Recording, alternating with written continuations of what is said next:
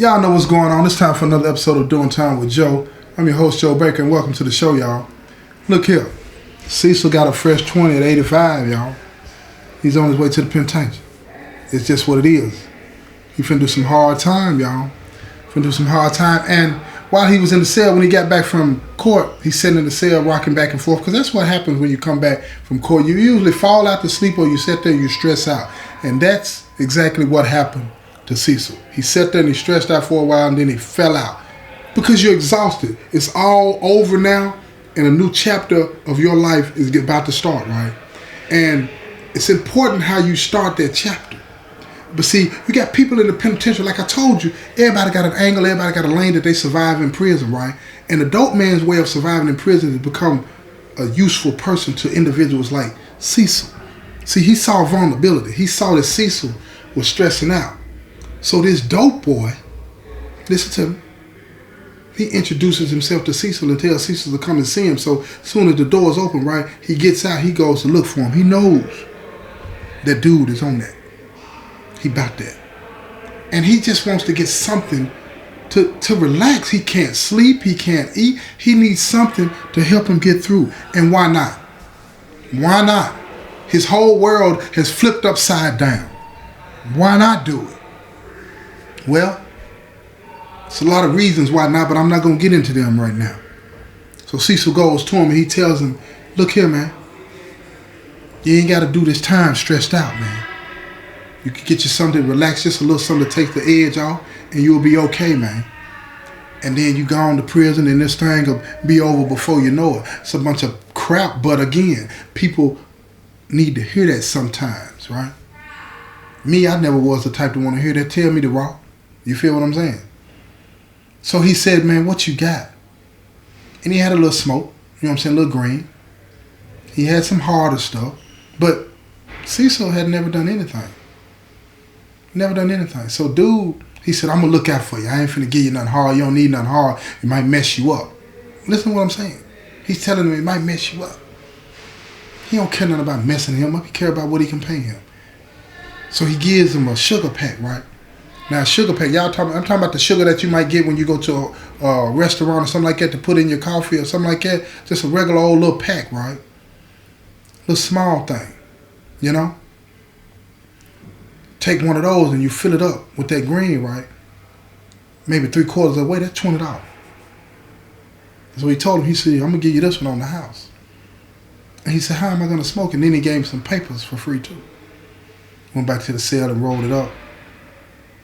And he couldn't even light it. That's how green he was to everything.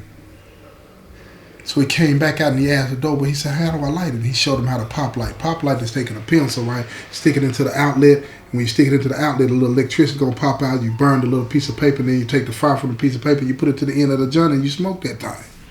And that's what he did, right? He's in the cell. He's getting high as a kite. He's smoking. But see, he's not even thinking, wait a minute, you can't just smoke in the penitentiary, in the jail. You can't just do that. So the police smells it. And he's walking around, but he sees him smoking it, but he don't care. He don't care. He walks on. He tells him, man, put something on that. Cecil nods his head and continues to puff. He's getting high. Head spinning like a top, but he's able to relax. Now, instead of thinking about what he's facing, his mind is on all kinds of other stuff.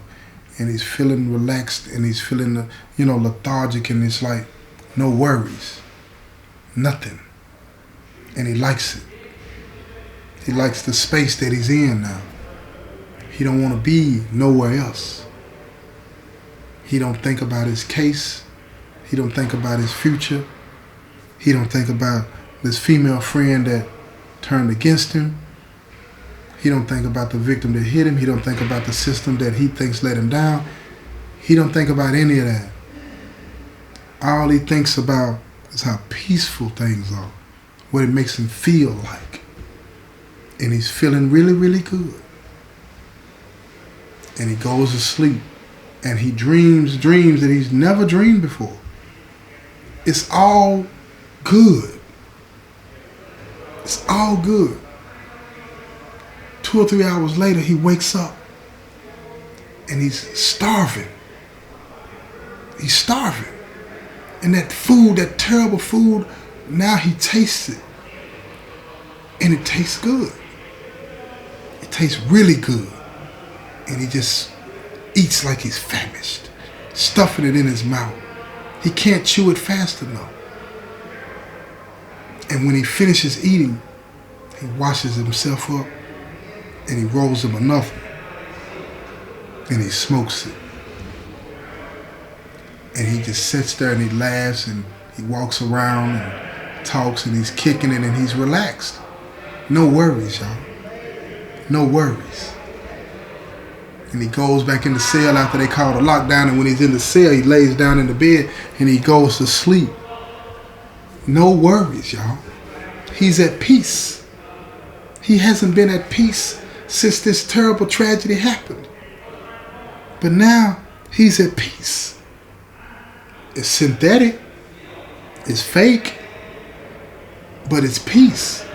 Who's got time to worry about how you get to that place of peace in a situation like that? You just want to get there. And he's found a way to get there. And it feels real good. Feels real good. So the next day when he gets up, he goes back to the guy that he talked to that gave him that. And he asked for some more. And the dude tells him, he said, you got to pay for it now.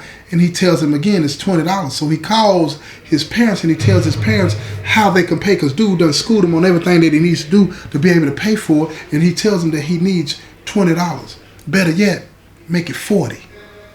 And they have no problem with it because they're trying to help their son. They don't really know what he's got going on. But if he says he needs some money, he needs some money. And they sent it where he told them to send it.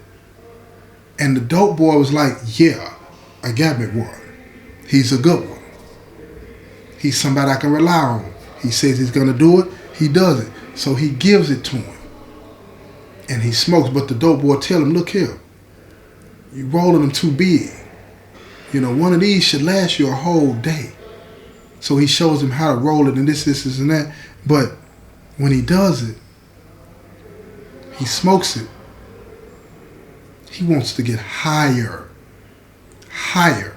He likes that feeling. He likes to escape the reality of his situation. And he smokes it faster than he needs to. He's wasting it.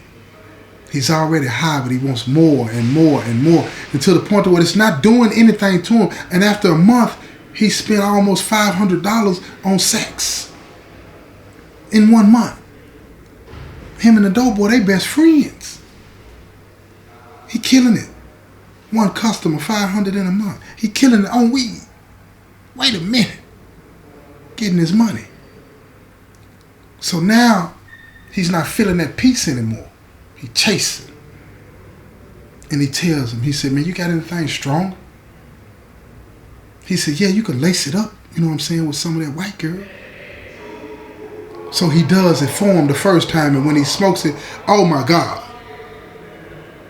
Oh my God. He gone.